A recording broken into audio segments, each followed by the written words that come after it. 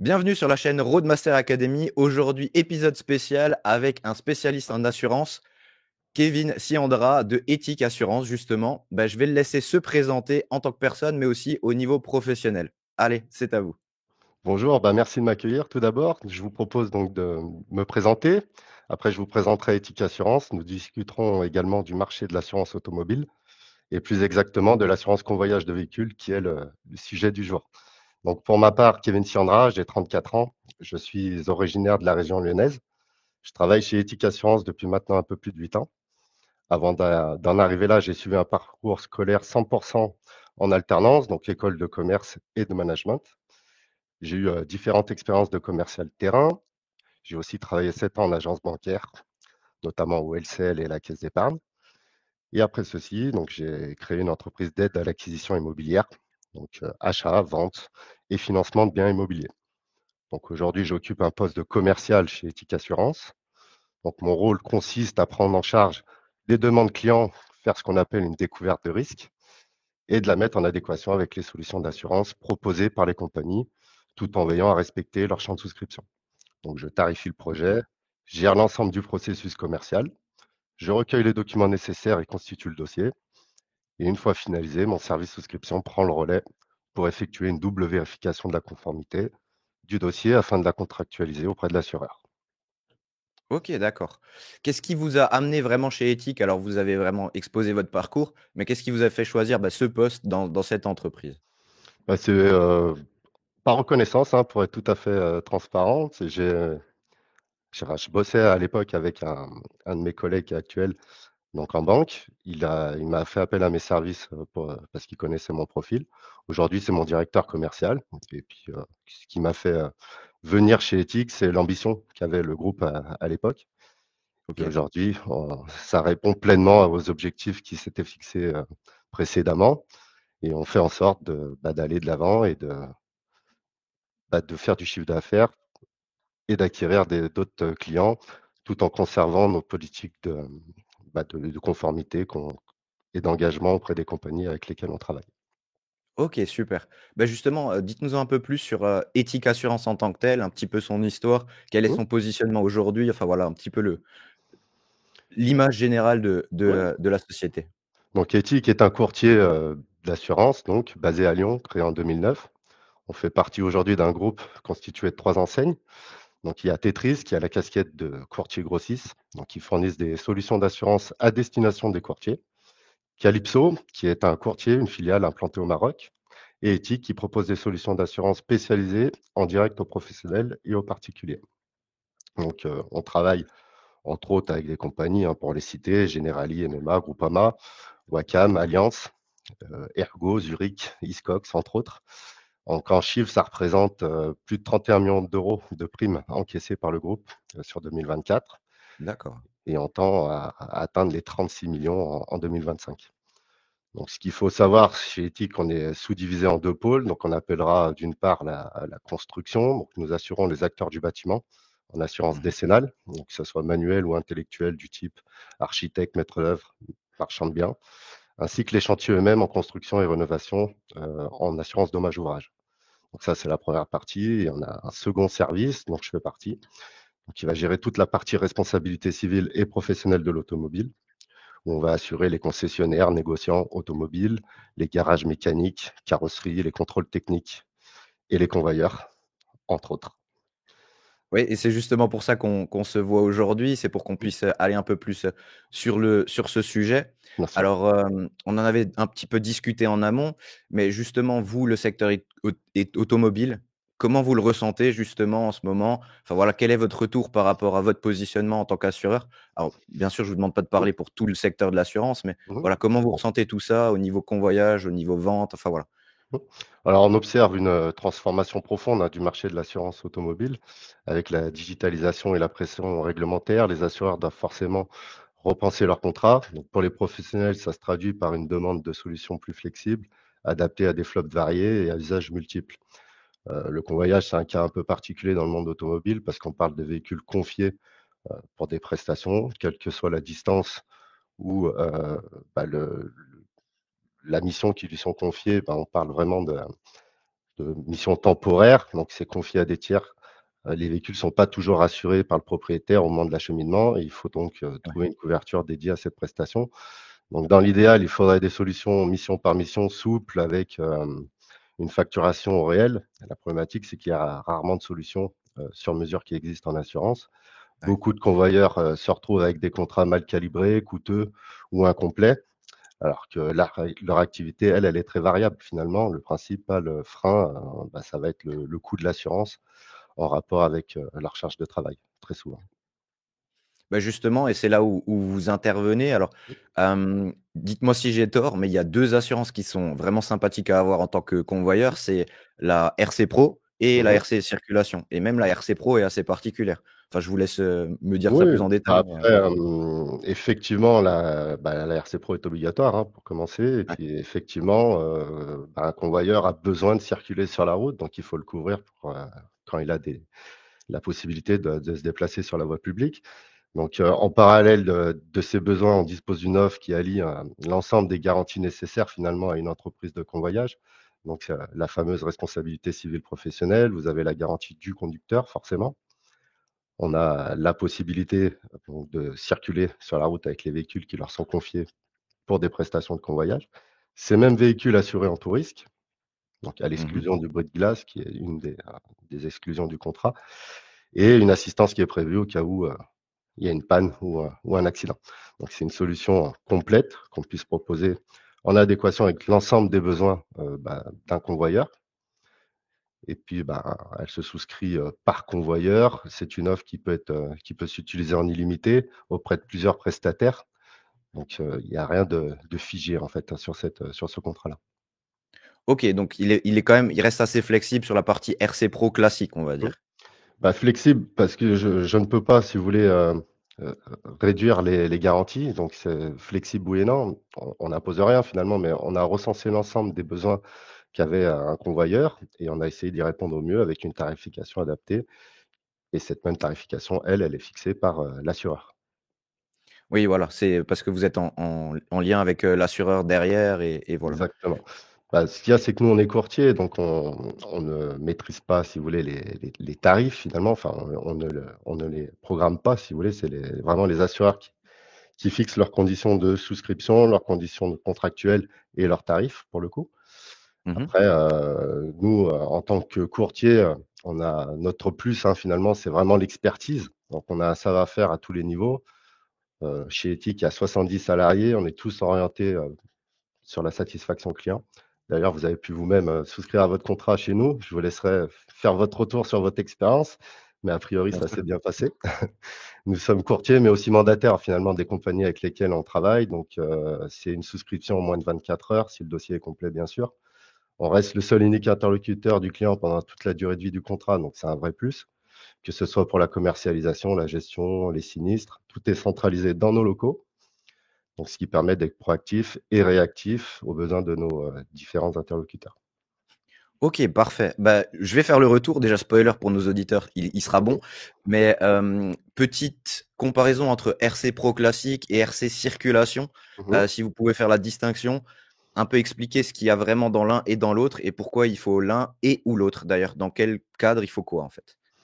Alors, tout dépend en fait si le véhicule en lui-même est assuré finalement par le donneur d'ordre de la mission. Donc, dans ce cas-là, la RC Pro suffirait pour pouvoir conduire le véhicule puisque c'est la mission d'un convoyeur. Et la responsabilité circulation, c'est ce qui permet justement de pouvoir circuler sur la voie publique avec le véhicule qui est confié pour la prestation de convoyage. Donc c'est 2 choses différentes. Tout va dépendre de comment va être identifié le véhicule auprès, du fichier des véhicules assurés, du SIV et puis, en fonction, il faudra, ou pas souscrire aux 2 garanties. Le mieux en général, c'est d'avoir les 2 garanties parce qu'en tant qu'indépendant, si on a une mission de convoyage, par le biais d'un garage, par exemple, il n'est pas sûr que le véhicule soit forcément assuré, lors de la prestation. Donc Ouais, là, ouais de fil en aiguille, on est obligé de prévoir le fait et d'assurer donc le véhicule quand il est sur la voie publique. Ouais et de prendre la RC circulation donc. Donc pour ceux qui Exactement. nous écoutent et qui ont déjà suivi nos épisodes, en l'occurrence, si vous travaillez souvent avec les plateformes, vous avez pas forcément besoin de la RC circulation parce que c'est leur RC circulation qui rentre en jeu. Par Mmh. contre, si vous avez des clients en direct, là, il faut bien définir, en fait, ce que vous allez faire. Si c'est à vous de prendre en charge le véhicule, ce qui sera souvent le cas, bah, là, Mmh. on vous recommande très fortement aussi la RC circulation parce que les clients vont pas forcément vouloir prendre en charge le risque du transport. Ils vous font appel à vous justement pour ça, pour transporter le véhicule et prendre le risque qui attient justement à ce transport. Donc Mmh. c'est pour ça qu'il faut avoir les 2, notamment si vous avez votre, activité en direct avec ces clients-là qui sera in fine quand même plus rentable que ne passer que par des plateformes, justement. Bah, ça permet surtout de diversifier, vos missions, vous, en tant que convoyeur, c'est-à-dire de pouvoir travailler avec plusieurs donneurs d'ordre et de varier, forcément l'activité. C'est exactement ça. D'ailleurs, petit retour à ce niveau-là, bah, justement, sur Ethic Assurance, nous, on a été très satisfaits, bah, tout simplement, réponse ultra rapide, et un suivi, bah, de proximité avec Kevin et une autre de ses collègues, justement. C'était super fluide et le contrat s'est fait assez rapidement et ils ont attendu parce qu'on avait des petites, problèmes administratifs, Ouais, notamment le et cabis. ben, voilà, exactement, où il fallait faire une petite transformation Mmh et mh. bah, tout ça s'est passé assez bien et justement, le processus même partiellement automatique était extrêmement bon donc Mmh. voilà. Merci. Justement par rapport à ça, qu'est-ce que vous voyez vous sur le marché en termes de concurrence? Est-ce que les autres s'adaptent? Est-ce que vous voyez souvent des propositions de RC Pro et notamment de RC Circulation sur le marché? Comment vous faites le bilan par rapport à ça en termes d'offres actuellement? Pour ma part, il n'existe pas 50, hein, solutions sur le marché de l'assurance pour du convoyage, donc on va être, sur une responsabilité civile pure, où là effectivement, il y a un certain nombre d'opérateurs qui vont pouvoir proposer juste cette garantie-là. Mais, point de vue concurrence sur un contrat comme le nôtre, j'en ai pas vu. Parce que c'est vraiment un contrat qui englobe la totalité de l'activité de convoyage et on couvre, 100 du risque.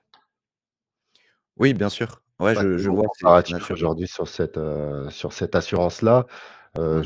Vous-même avez dû essayer de souscrire, j'imagine enfin de demander des devis auprès de plusieurs opérateurs, plusieurs assureurs.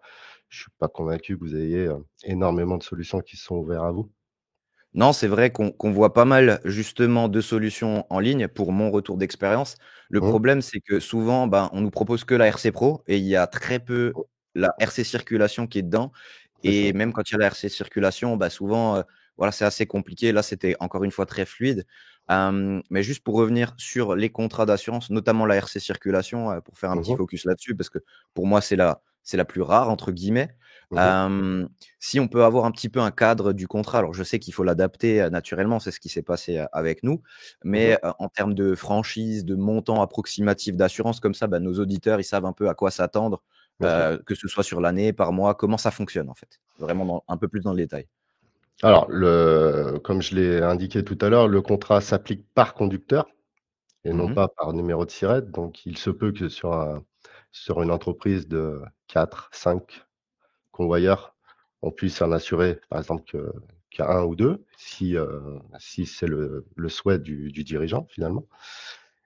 Mais, effectivement, le contrat est établi c'est nominatif en fonction de la personne, du convoyeur. Il peut aller sur la voie publique, donc là, ça répond à la responsabilité circulation. Ouais, Et derrière, bah, en termes de franchise, puisque vous avez abordé le sujet, c'est tout ce qui est, c'est contractualisé par l'assureur. J'ai pas la main, moi, à mon niveau, sur le montant des franchises, le montant, des remboursements, par exemple, en cas de sinistre. Tout ça est, contractualisé par l'assureur. Donc dans ce cadre-là, on est sur, une franchise qui porte sur, 20 de la valeur du sinistre avec un minimum de 2 500 €.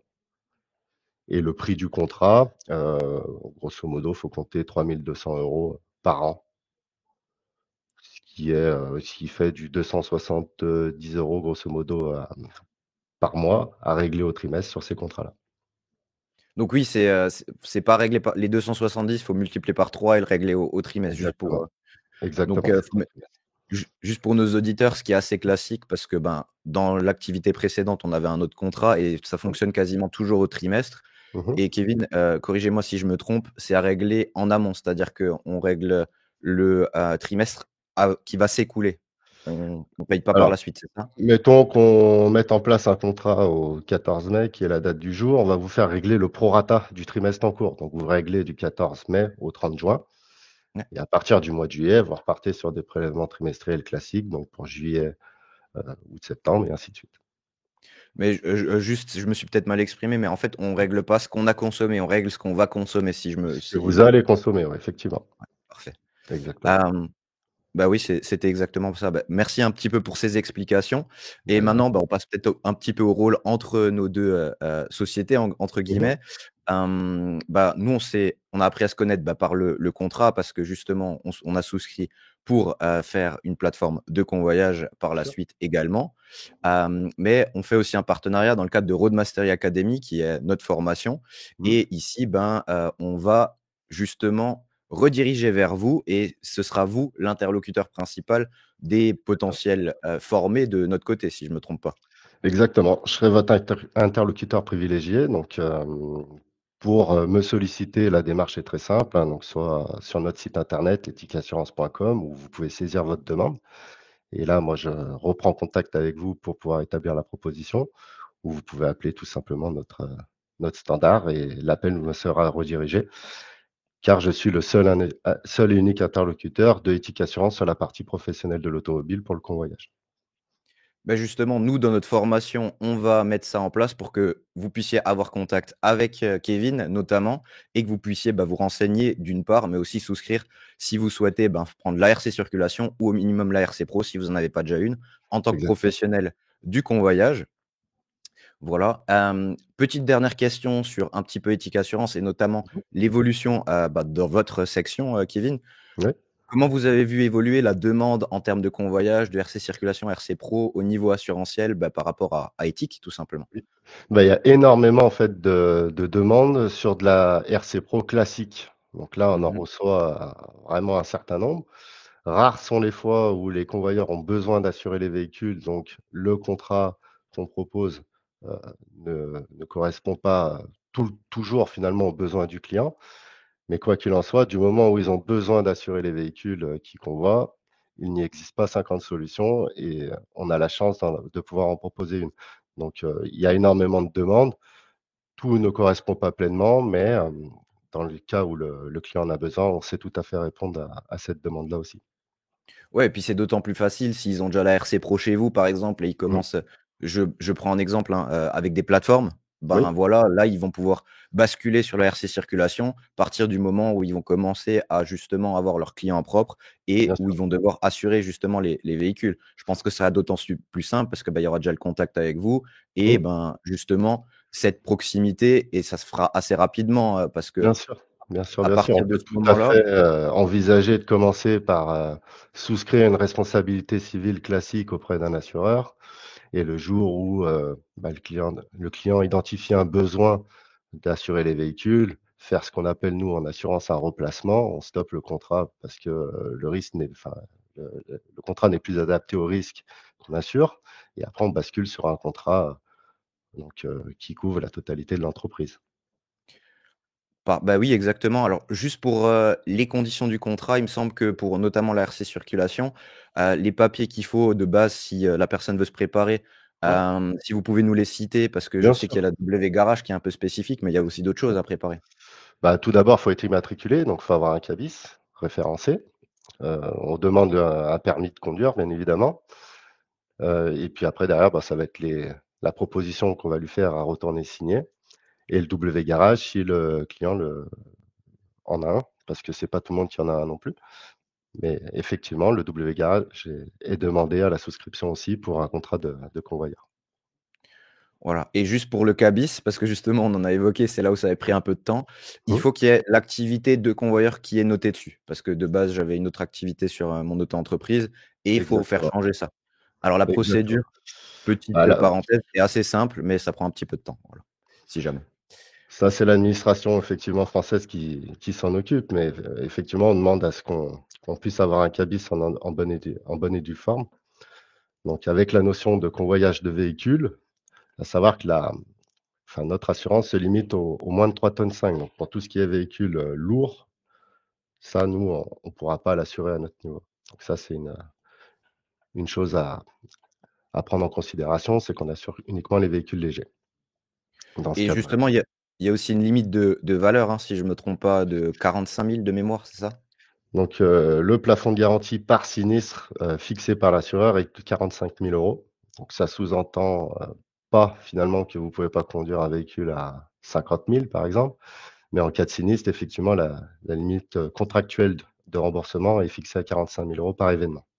Donc oui, il faut juste prendre garde à ça, notamment quand on prend les véhicules et Exactement. savoir quel véhicule on prend, pour savoir à quel niveau on est couvert aussi. Justement, petite parenthèse pour nos auditeurs, si jamais, on a aussi un tutoriel pour expliquer comment faire la démarche pour la plaque W, si vous voulez pas passer par un entremetteur, un immatriculateur professionnel. Mmh. On peut aussi, bah, vous montrer comment faire ça et comme ça, vous avez tout qui est prêt une fois que vous voulez basculer sur la RC circulation.